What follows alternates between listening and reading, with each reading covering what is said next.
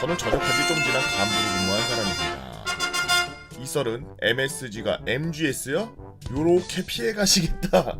MGS는 없으시대요. 제가 중심으로 겪은 사건입니다. 당직사관의 징크스. 저는 어느 한 산골짜기 어딘가에 있는 독립중대에서 근무를 했었습니다. 저에게는 유독 미신 아닌 미신이 있었는데, 제가 당직사관에 근무를 하게 되면 일기예보를 다 뒤집어 엎고서라도 매우 높은 확률로 눈이나 비가 내리는 겁니다. 오죽하면 한때 기상 자료를 조사한다고 할 때 비 온 날이 언제인지 확인할 때 자료가 없자 동료 간부가 그러면 이거 토중이님이 당직 근무한 날짜 계산해서 올리면 되는 거 아닙니까? 라고 장난스럽게 말했는데, 다른 간부들도 진지하게 맞네, 그렇게 하면 되겠네 라고 말하면서 진짜 그걸 자료로 정리하였습니다. 그날의 시작. 때는 어느 여름날의 당직 근무였습니다. 그날은 아침에만 해도 해가 쨍쨍하고 바람만 시원시원해서 오늘은 진짜 별 문제 없겠구나, 날도 좋다, 그냥 지나가겠지? 라고 하고서 생각하고 있었습니다. 하지만 그게 마치 운수 좋은 날과 같이 정반대로 나타나기 시작할 줄은 꿈에도 몰랐죠. 다른 간부들이 퇴근하고 당직 근무를 진행하고 얼마 지나지 않아 갑자기 바람이 심해지더라고요. 그러면서 하늘이 어둑해둑해지고 구름이 차오르고, 그래서 저는 항상 당직사관으로 근무할 때마다 비가 오다 보니 비 오기 전에 여러 가지 확인할 사항들을 확인해보고 당직사관들의 전파 사항을 듣기 위해 화상회의를 참여했습니다. 회의를 시작할 때만 해도 비가 조금씩 내리기 시작해서 특이사항으로 비가 내리기 시작한 것을 보고하였고, 계속 진행하던 중 화상회의에서 번개가 칠 것으로 예상되니 사전에 대비하라는 말을 하였죠. 때마침 창밖을 보니 번개가 내리쳐서 거리 계산, 시간 계산으로 하는 그거를 한 뒤 지금 상당히 가까운 위치에서 번개가 쳤다고 보고했습니다. 그리고 상급 부대에서 입을 열자마자 다시 한번 성광탄을 맞은 것 마냥 매우 밝게 번쩍하는 펑 소리가 들림과 함께 동시에 회의가 종료되었습니다.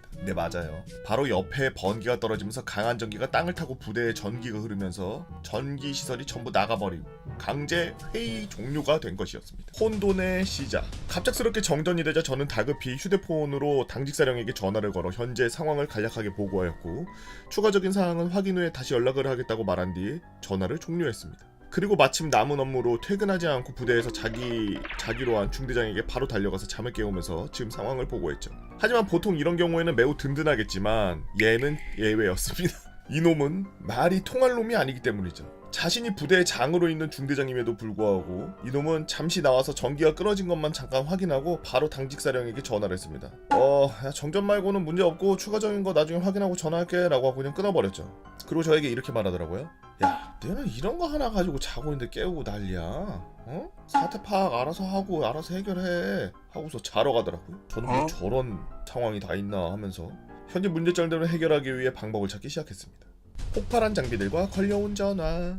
저는 당연히 부대의 전력 시스템을 알 리가 없고, 부대의 전기 작업을 자주 하시던 부소대장에게 연락을 취해서 겨우 전력을 복구하는데 성공했습니다. 하지만 진짜 공포는 여기서부터였는데, 간략하게 정리하자면 부대 내 모든 통신 장비를 포함한 대부분의 전기를 사용하는 장비들이 다 먹통이 되어버린 거예요.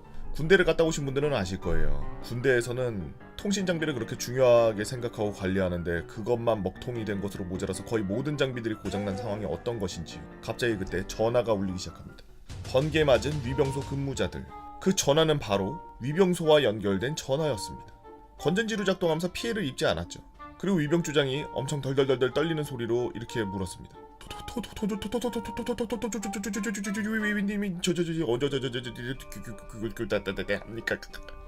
저는 이 말을 듣고 정적을 할 수밖에 없었습니다. 왜냐? 낙뢰가 떨어지기 시작하면 절대적으로 외부 이동이 통제되기 때문이죠. 그래서 당연히 근무교대 또한 진행할 수 없었습니다. 저는 어쩔 수 없이 이 사실을 알려주고 위병주장이 현재 상황을 저에게 알려주었습니다. 지금 전 근무자 위병소에 들어와 있는 상황인데 한 명이 이동 도중에 낙뢰가 쳐서 약하게 감전이 되었다 라는 말이었습니다. 다행히 그때만 잠시 감전된 느낌이었다가 지금은 아무 문제가 없다라고 하더라고요. 그래서 저는 왜 그렇게 목소리를 떨고 있어? 라고 하니까 이렇게 답하더라고요. 지금 위방병소 문이 바람에 열렸는데 낙뢰 때문에 문을 닫을 수가 없습니다. 위병소가 오래돼서 문 상태가 안 좋았는데 한 번 열리면 온 힘으로 밀어야지 겨우 닫히는 수준. 그래서 문을 닫기 위해서 밖에 나가야 되는데 절대 나가지 말고 가져간 외투 입어서 몸을 따뜻하게 하라고 하였습니다. 다행히 위병소 전선이 설치가 이상하게 됐는지 다른 전기가 전부 나갔지만 작은 온풍기가 전기가 나가지는 않아서 작동을 하고 있다라고 하더라고요. 그렇게 아침이 밝아오고 낙뢰가 멈추자 근무자들은 겨우 교대해주게 되었습니다. 근무자들 거의 10시간 가까이 근무를 해야 돼서 매우 미안했지만 낙뢰로 인해서 교대가 불가능했죠. 그리고 부대의 상황을 파악하면서 아침에 일어난 중대장에게 알려주자 노발대발하는 겁니다. 아니 그렇게 심각한 상황인데 일 처리를 어떻게 한 거야? 근무자들 근무 시간 알면서 왜 그렇게 근무를 시킨 거야? 누가 봐도 이해할 수 없는 말까지 하면서 그냥 화만 내더라고요. 그렇게 저는 문제를 해결하고 점심이 돼야 퇴근할 수 있었습니다. 아직도 그때를 생각하면 근무자들이 얼마나 고생했을지, 그때 중대장놈은 왜 상황 파악도 안 하고 들어가서 잠만 처잔 건지 너무 궁금하네요. 아무튼 이 글이 채택되면 다음 썰도 한번 써보겠습니다. 상황병의 트롤링으로 연대에서 내리걸금 당한 썰, 운동하려고 부대 밖으로 달리기 하다가 멧돼지랑 추격전한 썰, 물이 너무 많아서 한 달 동안 물을 사용하지 못한 썰, 산에서 차 타고 이동하다가 길 잃으면서 조난당한 썰, 독립부대이지만 연대 최고의 카페가 된 썰, 내가 토르연님께서 올려주신 썰랑 썰레였습니다. 저도 실제로 군대에서 낙뢰가 치는 것 때문에 이동 못하거나 막 그런 적이 있었는데, 실제로 낙뢰가 변기가 막 치기 시작하면 이게 구름이 옮겨 다니니까 만화에서 보는 것처럼 동그란 구름에서 빵빵빵빵 하고 또 옆으로 이동해서 빵빵빵빵 이렇게 떨어지는 건 아니겠지만 낙뢰가 이동을 해요. 그래서 방금 전에도 이분이 번쩍하고 난 다음에 시간 재는 걸로 갖다가 낙뢰가 어디서 떨어지는지 얼마나 오랫동안 걸렸는지 이런 것들로 거리를 파악을 했었다 그러는데, 저도 군대에 있을 때 그런 걸로 이제 파악을 했거든요. 그날은 탄약고 근무를 쓸 때였는데, 저는 앞서 말씀드렸듯이 낮에는 정비병의 일을 해야 되기 때문에 근무 들어가면 안 된다 그래가지고 저는 밤 근무만 들어갔습니다. 맨날 군대 생활하면서 진짜 분대장 달기 전까지 하루에 5시간 이상 잔 적이 없었는데, 불침번도 아니에요. 밖에 무조건 동초 돌아야 돼. 그래서 탄약고 근무를 저녁에 쓰고 있는데 비가 어마어마하게 오는 날이었어요. 부대에 있는데 근처에 이제 다 산인데, 그 산 옆에 이제 전신주 같은 것들이 이렇게 있는데, 그 전신주 있는데 근처에 번쩍하는 거야. 바로 옆이거든. 너무 쫄리는 거야. 소리만 들리고 있었는데 눈에 번개 치는 게 보이는데 바로 옆에 산등성에 떨어지는 게 보이는 거야. 이거 큰일 났다. 우리는 이제 부대에서 이제 딸딸이라 그랬는데 오해하지 마세요. 이거 그냥 배터리 없이 이거 저거 돌려가지고 따닥따닥따닥따닥 소리 나는 그 전화기 보고 우리는 딸딸이라 그랬거든. 사수가 갑자기 딸딸이 철! 따닥따닥따닥따닥따닥 통신보안 여기로부터 어디 누구님 근무자 누구입니다. 뭐 무슨 일이십니까? 여기 지금 번개가 너무 많이 쳐서 당신은 이렇게 보고 드리고 진짜 이동해야 될 것 같습니다. 초소 이동해야 될 것 같습니다. 막 이랬어. 잠시만 기다리십시오. 당직사령이 딱 뭐야? 번개가 바로 옆에서 치기 시작하는데 너무 가깝습니다. 계속 가까이 옵니다. 그랬더니 갑자기 당직사령이 뭐해? 탄약고 밑에 있는 초소를 옮겨! 탄약고 초소가 전쟁 나면은 여러 군데서 근무할 수 있게 콘크리트로 만들어져 있는 초소가 따로 몇 개 더 있었어. 지상에 있는. 내가 근무하던 탄약고 초소는 탑처럼 만들어가지고 겁나 높게 돼 있어서 그 위에 피레침이 있어요. 그때 거기 맞으라고. 탄약고 맞지 말고 거기 맞으라고. 그래가지고 진짜 어느 정도였냐면, 그 탄약고 위에 근무 쓰는 데에서부터 밑에까지 한 3m? 2m? 계단으로 내려올 생각도 안 하고 옆에 계속 막 진짜 눈에 막 보이면서 떨어지자마자 막 폭탄 터지는 소리나 꽝! 막 이래. 사수랑 그 사이로 빠져나가가지고 점프 뛰어서 내려갔어. 비 오는데 막 비 맞으면서 그 온데 뛰고, 그래갖고 막 총도 가려 총 가려 막 서로 총 막 가리고, 총 가리고서 존내 뛰어가지고 밑에 그 건물로 들어가가지고 거기서 막 근무 쓰고. 그때 번개를 가장 가까이서 본 게 아니야. 진짜 가까이서 본 건 기절할 뻔했어. 진짜 정신이 약간 한번 멍하더라고. 집에 오는데 비가 엄청 많이 왔거든. 번개가 막 치는데 뭐 우리 동네에서 치는 느낌이 아니야. 그날도 그냥 번개가 치납다 이러고서 아마 어디 갔다가 버스에서 내려서 집에 걸어가는 건데, 골목길이 이렇게 있는데 거기에 학교가 하나 있었어. 갑자기 그 상황이 아직도 기억나는 게, 뭔가 따뜻하면서 약간 후끈하는 느낌 나면서, 그러면서 옆에서 뭐 폭발하는 소리가 나는 거야. 꽝! 막 이래. 그래서 나도 모르게 막 우산 들고 있다가 막 달달달달 이렇게 떨어졌어요. 뭐야! 옆에 번개 쳤더라고. 그 학교 있는데. 개 깜짝 놀랐어. 진짜 기절하는 줄 알았어. 진짜 웬만한 기 센 사람 아니면 기절했을 거야. 그냥 너무 깜짝 놀라서. 귀가 멍멍하더라고. 너무 커서 소리가. 그 우산에 맞았으면 저는 지금쯤 초능력을 얻었겠죠. 번개 이렇게 쫙 쏘고.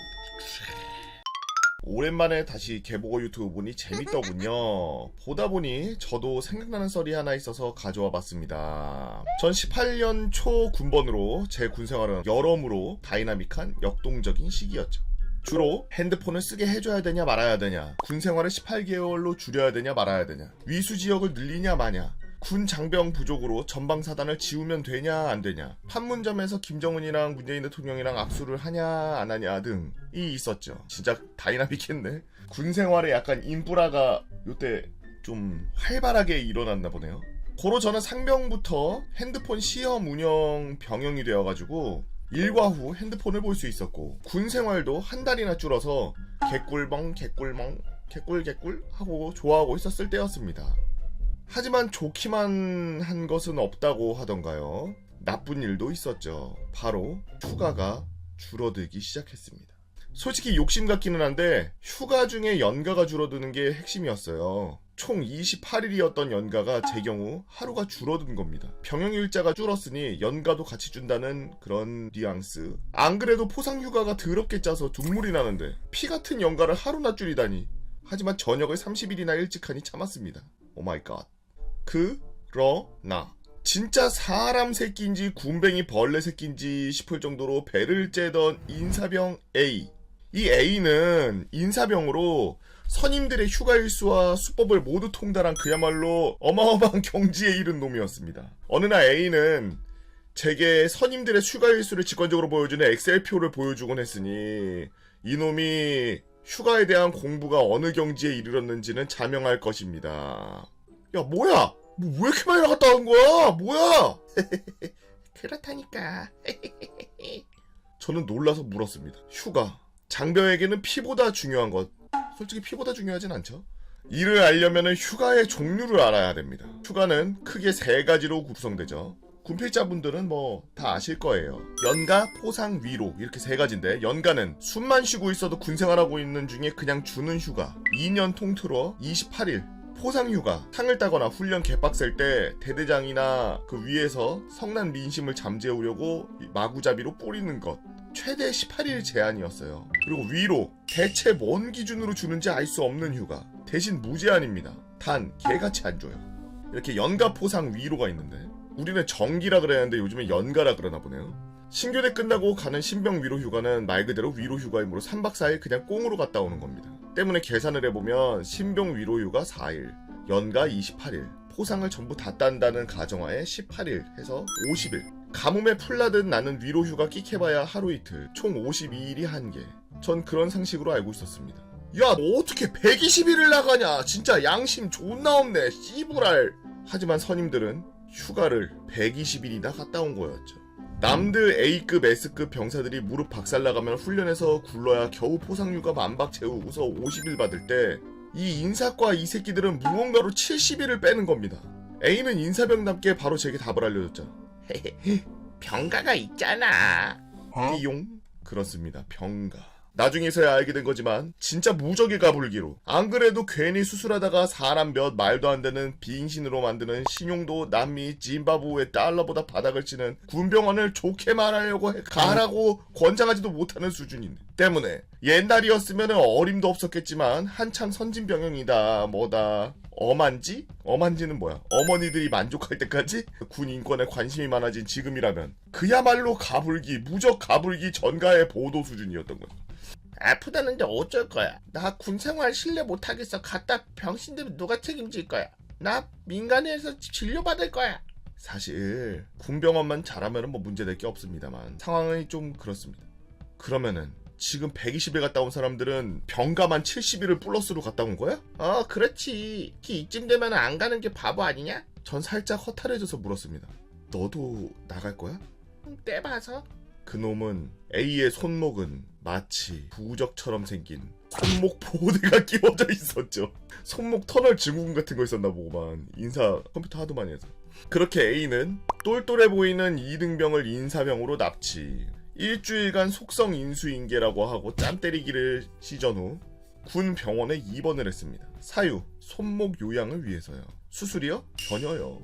그냥 침대 위에 누워있죠. 하는 거라곤 누워서 핸드폰 하기, 하루 일과가 전부라고 하더라고요. 밥도 다 갖다 준다고. 필요한 건 의사의 소견인데 소견서는 뭐 법적 책임 같은 게 전혀 없으니 군의관들은 괜히 눈에 분을 켜고 병가 받으러 온 병사들 드자비질하느니 책임 없는 소견서.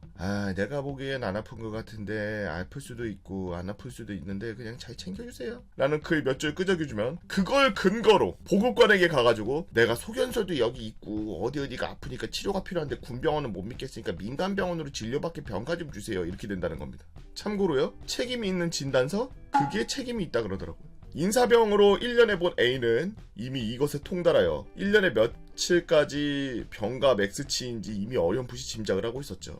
그건 정확히 1년에 30일이었습니다. 한 번에 병가 나갈 때 10일씩 받았고 병원에 갔다 오는 증거만 있으면 됐기에 대충 손목 마사지 치료를 매일 가서 받은 뒤 그 진단서 10장을 증거로 제출하면 장땡이었죠.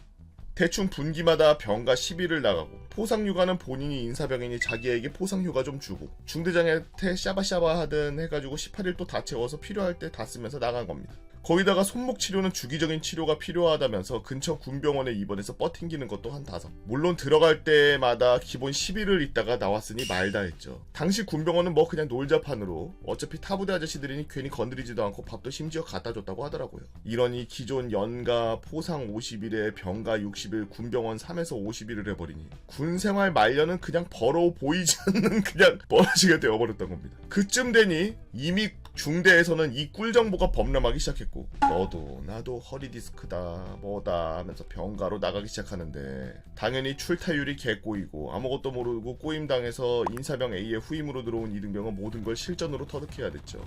물론 나중에 큰 훈련 했을 때 그 이등병이 총 들고 나가서 지가 중대본부 지키며 앉아있더라고요. 이쯤 되니 중대에 환자가 아닌 사람이 없었고 난 의사가 디스크가 있으니 구보를 자제하라 그랬다고 그러면서 빼고 아침 구보를 뛰는 중대원들은 30명가량 되는 중대원이 30명만 밖에 안 뛰어? 불침mon과 초소 같은 당직이 퐁당퐁당을 넘어 퐁퐁당 퐁퐁퐁퐁당 퐁퐁퐁퐁 같은 기적이 일어나기 시작하는데 갓 들어온 이등병이 자기 손목이 아프니 1일 취사 당번에서 늘상 이등병이 하던 식판 설거지 못하겠다며 맞선임이 설거지를 하고 본인은 고참들이 하는 고기 배식하는 모습까지 나오게 되었죠. 개꼬여가는 상황 속에 결국 기함을 터뜨린 보급관님은 소견서 말고 진단서 가져와 이 개새끼들아! 라고 하면서 빠르게 가지치기에 들어갔지만 그때쯤이면 A는 14박 15일 9박 10일 말 전출 말출을 연달아 나간 뒤였죠. 열심히 군생활하는 사람만 왜 딩신이 되는 이 시스템이 참 부조리하다고 뼈저리게 느껴졌습니다. 나도 병가나 나갈걸. 나도 배 째고 누울걸 그냥. 한탄하기도 여러 번 있었죠. 거두절미하고 바로 이야기 한번 시원하게 들어가 볼게요. 개쿨하시네. 2년 전 여름말 가을이 되기 전 저는 알바 앱을 이리저리 둘러보던 중 의류 옷을 포장 검수하는 아르바이트를 구하게 되었습니다. 제가 일하는 곳은 동대문에 가까워서 동대문에서 옷을 만들고 그 옷을 포장하고 검토하고 매장에 출품하는 허브 역할을 하는 곳이었죠. 일을 시작할 때 큰 보따리처럼 돼 있는 비닐을 들고 와서 안에 있는 옷을 차곡차곡 해서 옷들을 서로 분류하고 그 다음 쪽가위로 갖다가 실밥이나 불량 같은 게 있는지 검사하고 검수를 다 하면은 비닐 포장지에 옷을 개서 넣고 하는 그런 작업들이었습니다. 참고로 전 근시라서 밖에 나갈 때 안경을 쓰고 실내에서는 안경을 벗는데 일을 시작하기 전 안경을 쓰다가 검수를 하면 안경을 벗고 온 목매에 잠시 걸어 놓았었습니다. 여기 목에 여기다가 걸어 놨다는 뜻인가요? 요렇게? 이렇게? 근데 저는 옷을 평소에 그냥 마구 집어넣는 습관이 있었기에 이곳에서 옷을 개서 넣는 이런 일들이 너무나 서툴렀죠. 비닐 포장 중에 옆에 있던 선배 누나가 제가 비닐 포장하는 게 답답했는지 아니 이거 이렇게 하는 게 아니고 이렇게 접어가지고 이렇게 집어넣는 거야 알았어? 아 네 알겠어요. 누나 말을 들은 저는 옷을 조심스럽게 개었고 점심시간이 다가와 점심을 먹으러 가기 전에 화장실을 먼저 다녀왔습니다. 어휴 이게 뭐야. 흡연실 겸 베란다 요렇게 바깥쪽에 베란다가 있고 실외기가 양쪽에 있고 사이 창문이 있고 가운데 복도가 있고 요렇게 돼 있는 게 문인가봐요.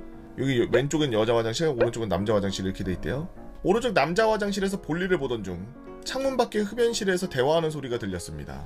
저는 조용히 창문 아래에서 숨어서 들었죠. 제 옆에서 앉아있던 바로 그 누나였습니다. 내 옆에 있는 걔 안경 벗고 다시 끼고 하는 게 너무 거슬려. 진짜 신경 쓰여서 짜증나요. 충격적이었습니다. 저는 그냥 해맑게 열심히 일을 하려고 했던 것 뿐인데 그런 말들을 들으니 일할 맛이 사라졌죠. 심지어 동기도 아니고 상사한테 말할 정도로 제가 짜증났었던 겁니다. 저는 그 누나를 예의주시하고 더 이상 가까이 하지 않았습니다. 하지만 이 일은 앞으로의 일의 예고편이었죠.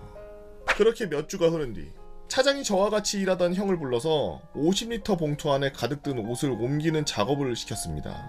퇴근 후 안경을 꺼내려고 옷에 걸어놨던 안경을 손을 갖다 댔는데 안경이 없는 겁니다. 다시 이리저리 둘러봐도 안경이 없어진 겁니다. 어디 갔지 이러고 있는데 사람들은 전부 퇴근하고 안되겠다, 내일 찾아야 되겠다 라고 생각하고 내일 찾기로 결심을 했죠. 다음날 아침에 검수를 하고 점심시간이 되어 차장에게 물어봤습니다. 어제 제가 안경을 떨어뜨린 것 같은데 혹시 안경 못 보셨나요? 라고 하자 차장이 버렸어? 예? 왜 버려요? 그럼 버린 곳이 어디예요? 쓰레기라도 뒤져서 찾게요. 그거 이미 갖다 버렸어. 뭔 소리야. 저는 말을 잇지 못했습니다. 다시 한번 침착하게 말을 더듬으며 말했죠. 그러면 그 안경 새로 맞춘 거 10만원인데 그거라도 받아야겠어요. 그러자 차장의 말이 아주 기가 막혔죠. 제가 왜요? 그게 의무인가요? 저는 완전 멘탈이 붕괴됐습니다. 저는 그렇게 아무 말도 하지 못한 채 건물 안에 있는 PC방에서 컴퓨터만 킨 채 의자에 앉아 생각에 빠졌죠. 결국 저는 헬프콜을 했습니다. 바로 저의 사촌 누나였죠. 사촌 누나는 나이차가 많이 났습니다. 띠동갑인데 24살 차이가 나? 사촌 누나인데? 어렸을 때 부모님이 안 계실 때 잠깐 저를 보살펴주고 그러셨죠. 누나에게 상황 설명을 했습니다. 누나 바빠? 왜? 나 안경을 직장에서 잃어버렸는데 차장한테 물어보니까 차장이 버렸대. 뭐? 차장이?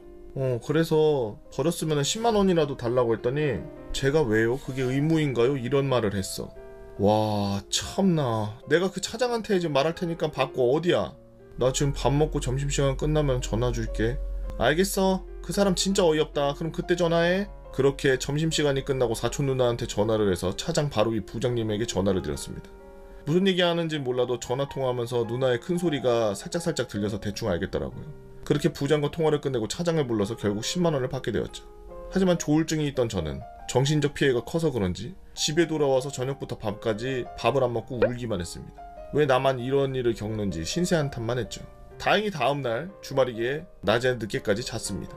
하지만 그 이후 후폭풍이 몰려와서 점심시간 끝나고 화장실에 가려고 했는데 부장님이 시간 다 됐어 얼른 가 라고 말씀하셔서 저 화장실부터 들리고 가려고요 라고 하니까 부장님이 얼른 들어가.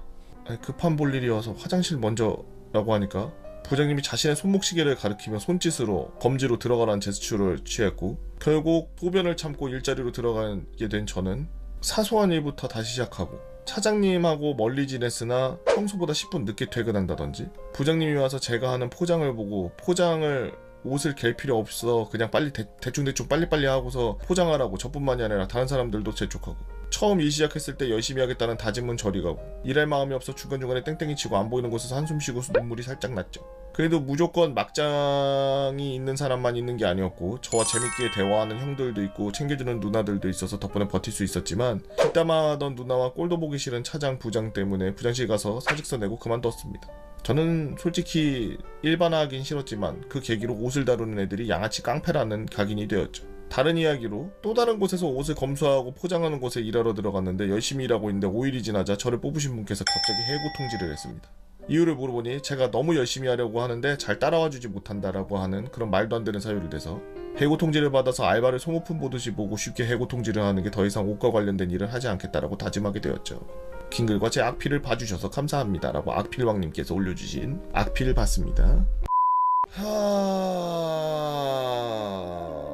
뭔가 열심히 일을 하고 싶었는데 아마 주위 사람들 성에 안 찼나봐요. 좀 빠릿빠릿하고 눈치껏 일을 하는 친구들을 원했는데 다른 걸 떠나서 물론 이 친구도 제가 봤을 때는 조금 더 여러 군데서 일을 해보고 일머리도 좀 키우고 본인이 더 잘할 수 있는 것들을 찾아서 그런 쪽 일을 해보는 게 더 좋다고 저도 생각을 하는데 지금 여기서 일하면서 있었던 이런 일들 중에 특히 차장이 안경을 갖다가 버렸다. 뭐 부장이 뭐 일을 자꾸 시키려 그러고 권위주의적으로 막 이렇게 하려고 그랬던 건 자기가 컨트롤하지 않으면은 일을 제대로 하지 못할 거라는 아마 그런 생각이 들었기 때문에 저렇게 행동했을 가능성이 큽니다. 부장이 갑자기 무슨 뭐 자기가 완전 말단 직원을 진두지휘하듯이 저렇게 갑자기 나섰다는 거는 저거는 문제가 좀 있다라고 판단을 했기 때문에, 그러고서 지도 그런 것 때문에 업무에 대한 스트레스가 올라가니까 다른 사람들한테까지 그런 스트레스를 전가하고 이랬던 부분인 것 같은데, 부장은 뭐 어느 정도 이해를 합니다만 차장은 제가 쭉 이렇게 글을 읽을 때 보니까 굉장히 여린 친구예요. 잔잔한 물 위에 한 번의 흔들림으로 그냥 파동이 생기는 정도의 그런 아주 여린 친구인 것 같은데, 차장이 저렇게까지 하고 옆에 있던 누나랑 그런 얘기들을 나누고서 저런 행동을 했다는 게 아주 사람을 밑보고 그냥 완전 밑으로 보고서 그런 행동을 한 거기 때문에 굉장히 나쁜 새끼고 만만하다고, 그 사람이 좀 어수룩하다 그래서 막대하고 그럴 본인이 말한 것처럼 의무가 없어요. 그게 의무인가요? 뭐 이러면서 의문 운운하는데 보면은 단어 선택도 잘못했어. 의무가 아니라 법에 있는 거라서 사회적으로 잘 성장한 사람이면 남의 물건을 파손하거나 잃어버리거나 자기가 갖다 버리거나 그래서 했으면 배상을 하게 돼 있는 책임이 있는데, 법적으로 처음에 듣자마자 나였으면 죽박 날라갔겠는데 생각 다 바로 들더라고. 내가 내 물건 있는데 그거 버렸어요. 그걸 왜 버려요? 가지고 오세요. 쓰레기통에서라도 가지고 오세요. 이랬는데 내가 왜요? 의무인가요? 아니 그건 의무 아닌데 내가 널 때리는 건 의무 같은데? 그러고서 세상에서 제일 싫어하는 사람, 나대는 애들, 싸가지 없는 애들 제일 싫어해. 아니 존나 웃기네. 아무리 생각해도 존나 웃기네. 안경을 왜 버려? 뭔가 강박적으로 계속 썼다 벗었다 계속 그랬나? 근데 뭐 밥 먹으러 갈 때 옷에 있는 안경을 그걸 들고서 나가가지고 밥을 먹으러 가려고 하는 행위를 하려고 그런 거 보면은 오랫동안 또 거기다 걸어놨던 것 같은데, 그게 뭐 그렇게까지 신경 쓰이고 그렇게까지 뭐 일하는데 뭐 짜증낼 정도인가? 자, 다음부터는 어떻게 행동해야 될지 제가 알려드릴게요. 나랑 같이 일하고 있는데 누가 나를 해코지 하려 그래. 그러면은 그 사람한테 내부에 있는 일들 다 같이 하고 있잖아요. 다 같이 모여있고 이럴 때 당당히 일어서서 고백하세요. 그럼 그 다음날부터 날 해코지 하려는 사람을 안 볼 수 있습니다. 진리예요. 안녕하세요 여러분. 저는 예비군 5년차의 3일 전 백수로 전환된 유튜브 시청자예요. 예비군 훈련을 2년 3년 다니면서 코로나로 날먹하려 했던 꿀빨러였지만 1년차에 했던 자그마한 사건을 한번 풀어보려고 합니다. 예비군 1년차 동원훈련 때 일어났었던 일이에요. 저는 군 생활이 크게 불편하지 않았던 터라 처음 동원훈련 통지서가 나왔을 때 기대 반 귀찮은 반 머릿속을 돌아다니는 상황. 침대 생활관일까 침상 생활관일까, 운전병인데 특기훈련은 2돈반을 탈까 5톤 상용 트럭을 탈까, 사격은 M16으로 하나 K2로 하나 등등등등등등등등 여러가지 기대를 안고서 부대에 입소했습니다. 부대에 들어가서 신상 파악을 위한 과정을 거치고 자리를 배정받고 잔구류와 그리고 총을 받았죠.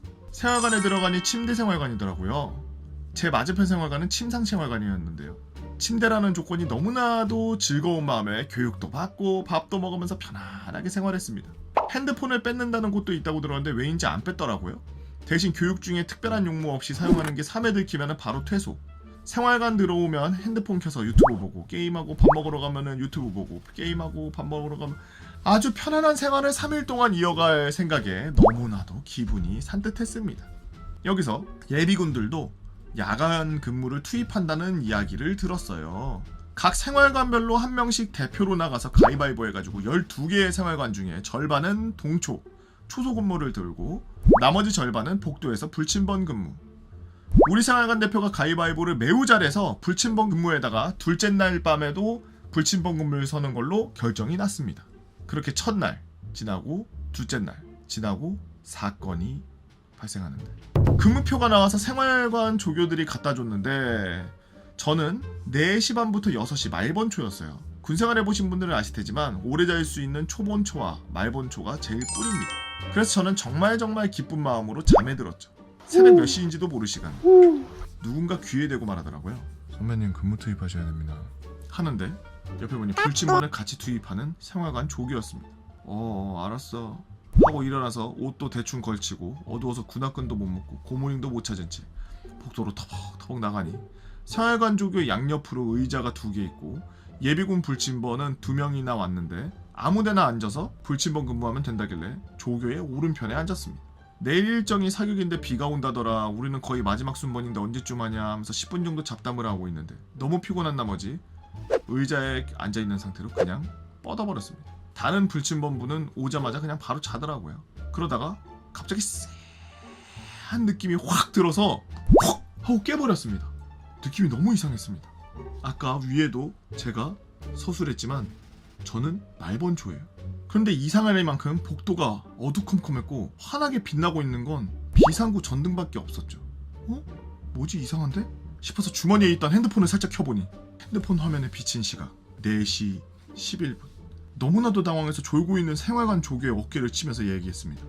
야 조교야 4시 11분인데 나 말번초야. 선배님 성함 어떻게 되십니까? 땡땡땡. 죄송합니다. 전번초 근무자가 잘못 깨운 것 같습니다. 말번초는 03시 근무자 깨우겠습니다. 죄송합니다. 그래? 뭐 어쩔 수 없지. 근데 우리 언제 들어가냐? 지금 들어가셔도 됩니다. 근무 고생 많으셨습니다. 들어가십시오. 그래 고생해라. 약간 당황했지만 생활관 조교들의 귀여운 뉴비 1, 2등병들이었죠. 예비군 가신 분들은 아시겠지만 조교들 몇몇 일원은 계급장이 붙어있고 몇몇 일원은 상병장 계급장이 떼져 있는 걸 보셨을 거예요. 꿀팁이지만 계급장이 없는 애들은 1, 2병 조교들이에요. 조교가 계급 낮다고 예비군들을 괴롭히지 말라는 뜻에서 1, 2병들은 계급장을 떼고 진행됩니다. 아무튼 간에 뉴비들은 그럴 수도 있지 헤헤 거리면서 저는 옷 갈아입기도 귀찮아서 우돈만 벗어제끼고 다시 잠에 들었죠. 그런데 갑자기 엄청 익숙한 사운드가 제 귀를 스쳐 지나갔습니다. 선배님 근무 투입하셔야 됩니다. 잠결에 그것도 잠든 지 10분도 안 돼서 근무 순서가 바뀐 예비군 귀에다가 근무? 갑자기 개빡침이 머리 끝까지 올라와서 입에서 야발이 바로 튀어나오며 조교를 노려봤죠. 조교가 갑자기 흠칫 놀라더라고요. 야, 너 아까 다른 사람 깨운다며. 어차피 1, 2병들한테 얘기해봐야 얘네 군생활 많이 안 해본 애들이라 빠꾸 없이 행정반으로 갔습니다. 행정반 당직은 훈련 중대장이었죠. 중대장은 짜증이 가득 차있는 저를 보고 무슨 문제 있습니까 예비군? 이라고 말을 꺼냈고 자초지종을 얘기했습니다. 아니 제가 말번초인데 앞타임을 한 것도 모자라서 예의까지 한 상황에 이걸 또 깨우려 온다는 게 자체가 말이 안 되잖아요. 저 뭐 2타임 근무사를 한 거예요? 진정하시고요. 다른 근무자 투입하게 시키겠습니다. 죄송합니다. 제가 다른 분을 체크했어야 되는데 잘못 체크했습니다. 죄송합니다. 안 그래도 피곤해 죽겠는데 근무로 사람을 화나게 하는 게 말이 됩니까? 저도 이거 가만히 있지 않을 거예요. 혹시 생활관 어디십니까? 10생활관이요. 내일 사격 중에 비가 오는 터라 실내 사격장에 한 생활관씩 이동할 텐데 남은 생활관에 그동안 생활관에서 자유시간을 보장해 드리겠습니다. 원래 사격 순서가 거의 마지막 타임인데 그때 첫 번째 순서로 사격을 가시고 자유시간을 끊지 마시고 길게 가져가시는 건 어떻겠습니까? 민원 넣으시는 건 자유시지만 이 친구들은 군생활 얼마 안 한 1, 2병 친구들이라 오랫동안 군생활 해야 되는데 민원 받으면 군생활하기가 힘들어지니까 말입니다. 중대장의 말이 뭔가 헛소리 같았지만 일리는 있었고 자유시간에 꿀잠도 자도 된다니 저는 제안을 수락했습니다. 그리고 조교의 사과를 연거푸 받으며 생활관에 들어가 1시간 정도 잠을 자고 일어났죠. 그날 아침 중대장은 사격 순서가 바뀌었다는 걸 모든 예비군에게 설명하러 돌아다녔고 저는 즐겁게 사격을 마치고 생활관에 들어와 개꿀잠을 잤습니다. 생활관 사람들은 저 덕분에 빨리 쉰다고 다들 좋아하더라고요. 퇴소하기 전에 그 조교가 다시 찾아와서 사과를 하는데 이 정도면 너무 미안할 지경이라 군생활하면서 실수도 할 수 있으니 괜찮다고 남은 군생활 다치지 말고 잘하라고 열심히 하라고 격려해주면서 훈련을 마쳤습니다. 전혀 훈훈함이 없잖아. 뭐야 이게. 지금 이 순간에도 나라를 지켜주시고 우리 안전을 지키는 아름다운 청춘 국군 장병 여러분들에게 감사를 표합니다. 긴 글 읽어주셔서 감사합니다. 아니 이 사람 불만을 표출하는 거는 좋지만 이게 글쎄요. 여러분들 댓글로 한번 써보는 건 어때요? 이거는 부당한 거기 때문에 글쓴이가 적절하게 잘 대처했습니다 라고 생각하시는 분 계시면 댓글 적어주시고 저는 솔직히 약간 호구 같아가지고 다음 근무자 깨워줘야지 그러고서 네 알겠습니다 맞다 그러고서 가면은 다음 근무자 깨우게 하고 잘 설명하고서 내가 말번초인데 전 타임 섰어 그래서 자는 거야 그러니까 전 근무자 깨우면 돼 라고 알려줬으면 될 것을 이거 중대장한테까지 가서 이러면 내무실에 있는 애들 다 갈갈이 당할 텐데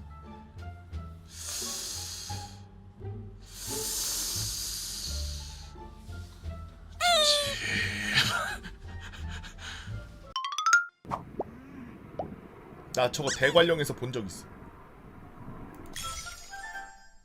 어제 내고 심순살 후라이 프라이드 시켰는데 3분의 1도 못 먹고 기절했어요. 먹을 엄두가 안 나 버릴까 했는데 음식을 버리려니 도덕적 가책을 느끼고 이도저도 못하고 있습니다. 버리세요. 아니면 껍데기 싹 까가지고 그 외과 수술하듯이 가위 포크로 갖다가 포크로 살짝 잡은 다음에 가위로 껍데기만 가죽만 이렇게 외과 수술하듯이 피부 절개한 다음에 그 다음에 잡아가지고 집게로 갖다 이렇게 열어가지고 그 안에 있는 살만 이렇게 파먹고서 갖다 버려. 아무래도 이게 도덕적인 것 때문에 안 되겠다 싶으면은 한 더인 먹어 그러면은 에이 발 그러고서 바로 집어던질 테니까. 아니 요즘에 진짜 나는 음식에 관해서 좀 할 말이 있어. 진짜 그 소비자로서 생산자가 아닌 소비자로서 하나 당부하고 싶은 게 예전에는 제가 어렸을 때 정말 맛있게 먹던 그런 그 매운 그런 음식들이 많았어요. 그런 음식들이 보면은 화학적인 맛이나 그런 것들이 나는 게 아닌 순수하게 그냥 매웠거든. 순수하게 그냥 매콤하고 그랬는데 엄청 얼큰하고 매콤하고 그랬는데 최근에 한 2-3년 전 그때부터 식당들에서 이제 매운 거를 경쟁하듯이 만들기 시작하는데 브랜드화되어 있는 그런 음식점들에서도 이제 완전히 메이저, 그러니까 막 광고 막 빵빵 때리고 막 이러는 메이저급 그런 브랜드들에서는 조금 그런 게 덜한데, 아예 없다는 건 아닙니다. 덜하긴 한데 매운 것도 덜해. 어느 음식점은 가끔 가다가 이제 뭐 음식을 이렇게 주문하려다 보면은 매운맛을 고르세요 막 이렇게 돼 있어. 요즘 거의 기준점이 되는 게 불닭볶음면이에요. 그래서 뭐 애기맛, 약간 매운맛, 매운맛, 그리고서 그 다음에 써있는 게 이제 불닭볶음면이랑 거의 비슷한 정도의 맵기 뭐 이렇게 써있고, 그 다음에 핵 매운맛? 뭐 진짜 완전 지옥의 맛 뭐 이런 식으로 막 쭉 써있어. 그러면은 매운 거를 먹는 사람들은 보통 더 큰 통증을 원하기 때문에, 이게 사실 매운다는 게 통증이거든요. 근데 그 통증을 계속 즐긴다는 거는 약간 스트레스를, 그런 통증, 자기가 통증을 받는 거에 푸는 건데, 뭐 매운 걸 잘 먹는다는 부심? 뭐 그런 거는 모르겠고, 매운 걸 그냥 좋아하는 사람들이 있어. 나조차도 매운 거를 굉장히 좋아하거든요. 저조차도. 근데 매운 거를 그렇게 해서 주문을 넣으면은, 넣을 때 고르는 게 있잖아요. 방금 전에 말한 것처럼 막 5단계, 6단계 이렇게 나눠져 있는데 제일 매운 걸 골라. 그러고서 주문을 하잖아. 진짜 제가 이런 말씀드리면은 뭐한데, 장사 망하고 싶나? 이런 생각이 들어요. 진짜로. 왜 그런 생각이 드냐? 너무 매워서 지옥의 맛이다라고 써있잖아. 그러면은 사람들은 보통 엄청 매워서 막 입이 얼얼할 정도로 매운맛이겠지. 하지만 음식의 맛은 본연의 맛이 나겠지라는 생각을 해요. 이해가 돼요? 이게 원래 만약에 엄청 뭐 달큰하면서 약간 매콤한 그런 음식이야. 그러면은 약간 달큰하면서 매콤하면서 그런 입맛을 돌게 하는 그런 약간 산미도 있고 그런 음식이라고 하면, 지옥의 맛이라는 걸 골라서 제일 높은 등급의 매운맛을 먹잖아요. 그러면 어떻게 돼 있냐면 그냥 캡사이신 범벅이 돼 있어요. 캡사이신 그 통으로 돼 있는 옥수수 전분 집어넣어가지고 그 약간 액체처럼 만들어진 그런 캡사이신하고, 그리고 가루 캡사이신, 가루로 돼 있어가지고 뿌려가지고 이제 그 하는 캡사이신, 그렇게 두 가지로 돼 있는데 그 두 개 다 뿌린 것 같아 내가 봤을 때. 그냥 최종적으로 말씀드립니다. 맛 존나 없어요. 본인들이 먹어보고 파는지 모르겠어요. 안 먹어보고 파는 것 같아.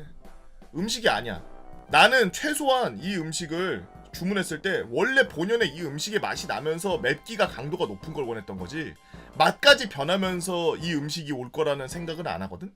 근데 매운 거를 원했는데 이게 쓰고 그 원래 이 음식을 먹던 맛이 안 나. 만약에 양념치킨이잖아요. 그럼 양념치킨인데 매운 양념치킨이야. 그럼 어느 정도 선이 있는데, 그걸 넘어서 그냥 캡사 막 붓고 막 지옥의 맛이다 해 죽어봐라 막 이러고서 그냥 너무 매운, 그걸 왜 먹어? 그걸 왜 만들어서 파는 거야? 그럼 사람들이 그럴 거야. 아니 그거 만들어놔서 지옥의 맛이라고 하는데 지옥의 맛 맞네. 설명한 거 그대로 있네. 아니 그 내가 주문한 음식 본연의 맛은 나야 될 거 아니야. 본연의 맛도 없다니까? 거기다가 뭐하러 설탕물에 물려 집어넣고 뭐 그래서 돌려가지고 왜 그렇게 파냐고. 그냥 캡사이신을 부어서 팔지. 그럼 그냥 캡사이신을 발라서 팔지. 그러면 그냥 캡사이신 덩어리입니다 이렇게 팔지. 뭔 지옥의 맛이다 어쩌고. 그 맛을 고를 수 있게 해놓은 것 자체가 원래 본연의 맛이 있고 그 다음에 매운 강도를 정하는 거 아니야. 이거야.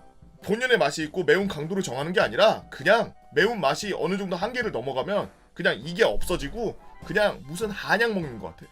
존나 맛없어. 제가 이런 얘기 왜 하냐면 최근도 아니야. 한 몇 달 전에 매운 거 그런 거 시켰다가 음식이 정말 너무 맛이 없어서 충격을 받았거든. 이거 원래 먹던 맛이 아닌데 왜 이러지? 맛이 왜 이러지? 이랬는데 보니까 맵기 단계를 하나 올렸는데 하나 더 올렸는데 하나 더 올린 게 지옥의 맛이었어. 그때부터 그냥 그냥 뭐 자기 스트레스 풀려고 무슨 한 것처럼 개판을 만들어 놨더라고. 음식이 맛이 안 나. 너무 맛이 없어. 제가 그래서 당부드리고 싶은 건 캡사이신 그렇게 범벅을 해서 먹으면 맛 없어요. 그 캡사이신 그 생긴 게 그렇게 해서 매운 강도를 높여주는 게 아니라 음식 맛을 완전히 지워버려요. 그럴 거면 만약에 치킨 매운맛이라고 하면 치킨 염지도 하지 마시고요. 치킨 껍데기도 필요 없고요. 치킨 튀길 필요도 없고 치킨에다 뭐 짠 거 바를 필요도 없고 양념치킨인데 그 위에다가 물엿이나 뭐 그런 거 넣을 필요도 없고 후추 넣을 필요 마늘 넣을 필요도 없고 땅콩 넣을 필요도 없고 아무것도 필요 없고 그냥 캡사이신만 넣어도 그 맛 나요. 왜? 어차피 캡사이신 맛 때문에 다 가려져. 그냥 거의 98% 가려져 그냥.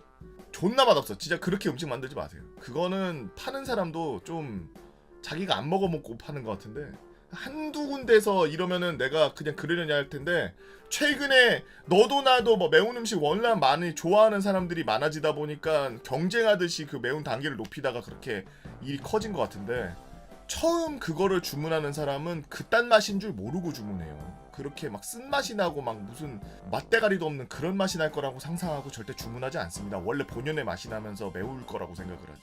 그러니까 혹시 장사하시는 분들은 좀 지혜롭게 장사하시려면 지옥의 맛 이런 거는 웬만하면 그냥 빼세요.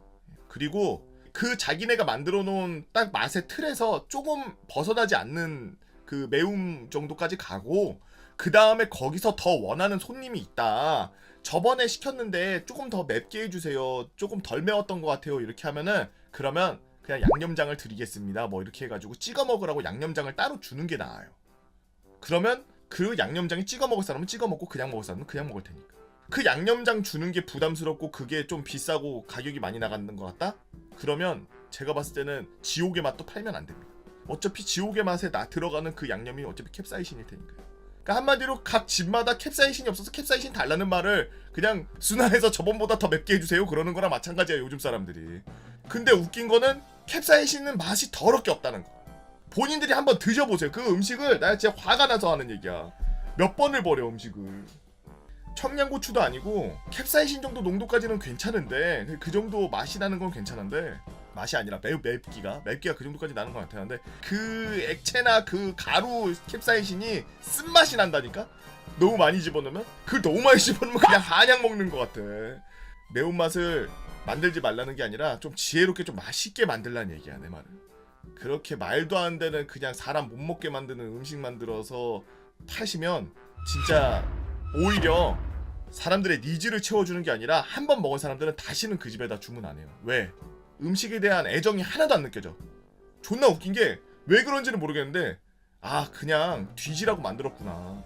야 이거 왜 사람이 이게 맛이 나야 되는데 맛이 안 나고 그냥 맵기만 이렇게 맵게 만들 거면은 뭐하러 이거를 뭐 버무리고 뭐 양념을 집어넣고 야채를 집어넣고 뭘 튀겨서 집어넣고 뭐하러 이렇게 하나 이런 생각이 들어요. 그냥 캡사이신을 주지. 만약에 카레면은 카레 없고 그냥 캡사이신 부어서 그냥 지옥의 맛입니다 그러고서 주면 되는 거야. 그렇게 하실 거 아니잖아요 장사하실 때.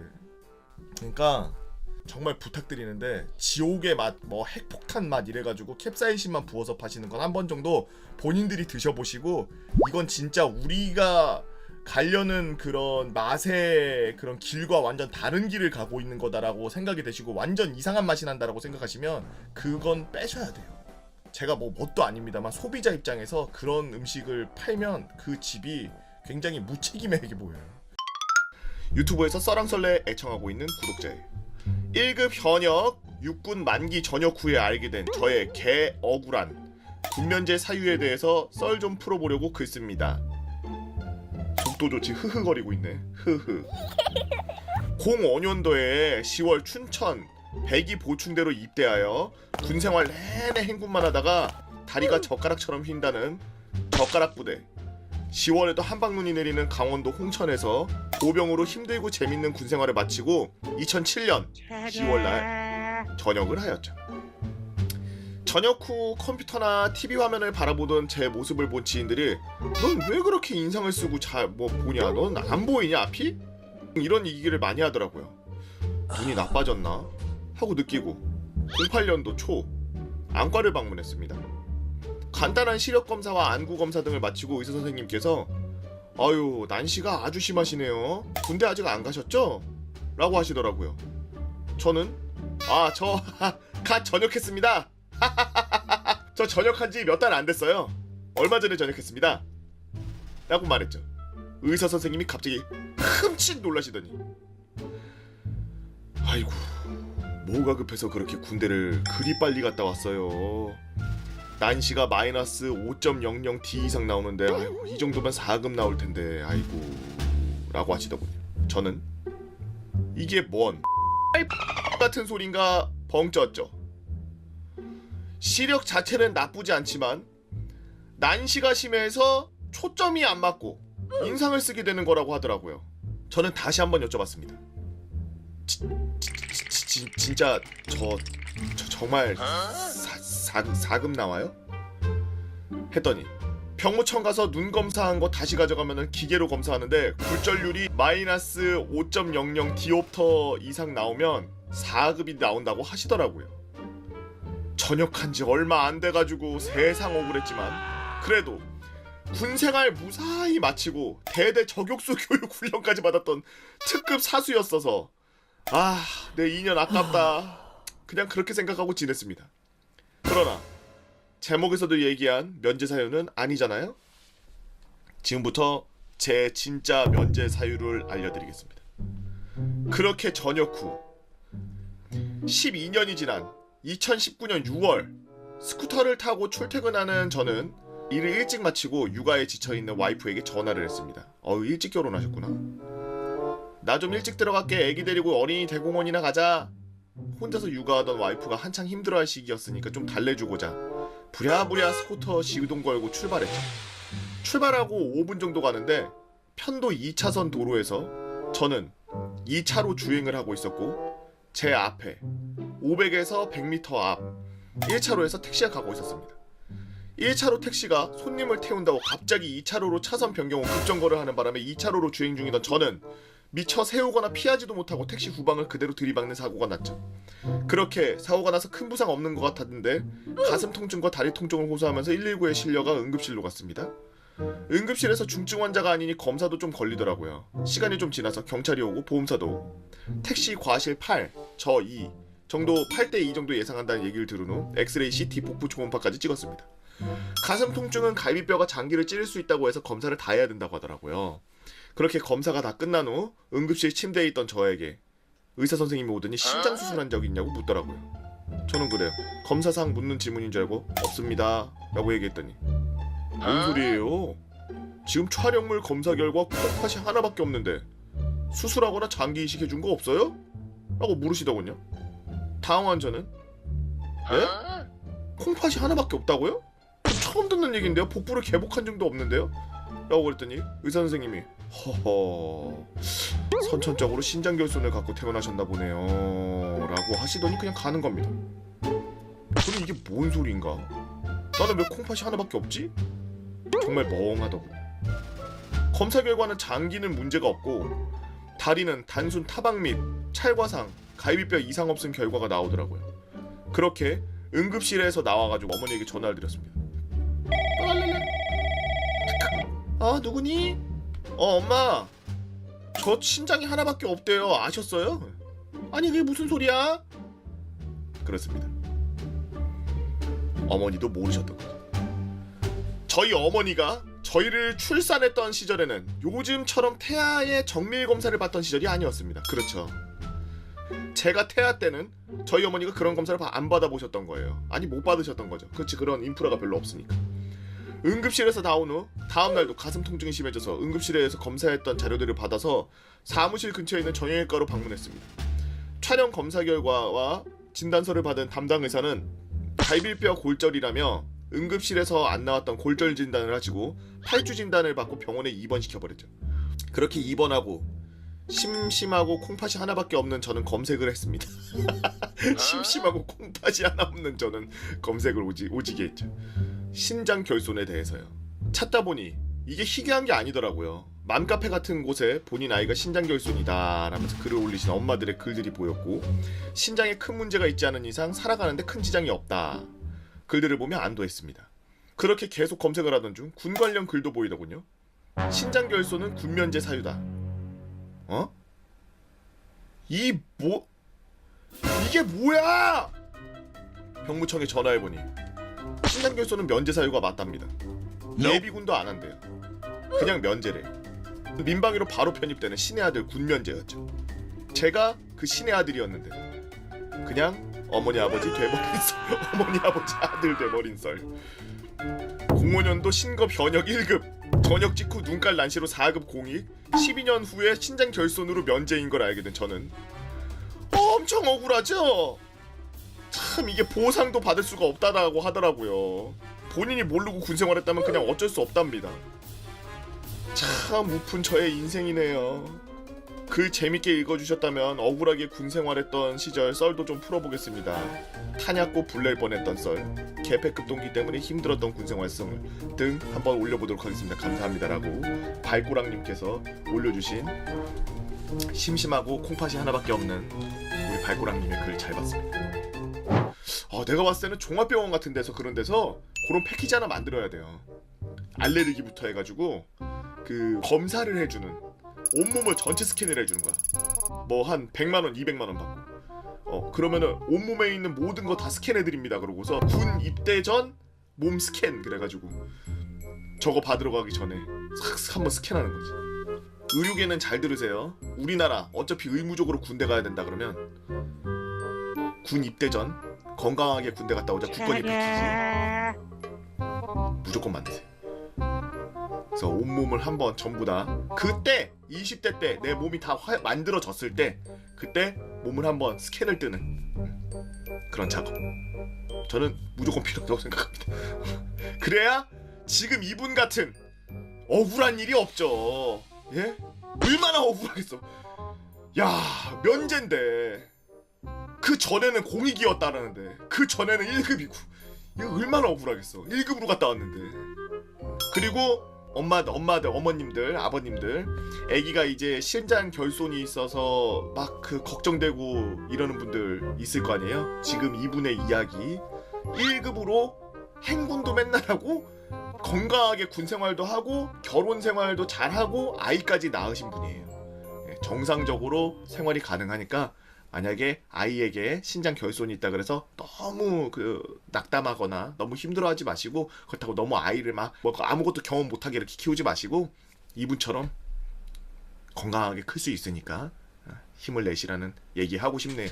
나는 엄마 아빠들의 그런 마음이 제일 확 와닿더라고. 저도 엄마 아빠라 그런지 얼마나 마음이 좀 아플까. 아기가 신장 결손으로 태어나면 그걸 알게 되었을 때 부모님의 마음은 좀 안 좋겠죠. 하여튼 이분은 뭐 1급으로 갔다가 뭐 저 최전방 행군 맨날 하는데 젓가락 부대 갔다 왔다는데 뭐 이 정도면 걱정 안 하셔도 될 것 같습니다.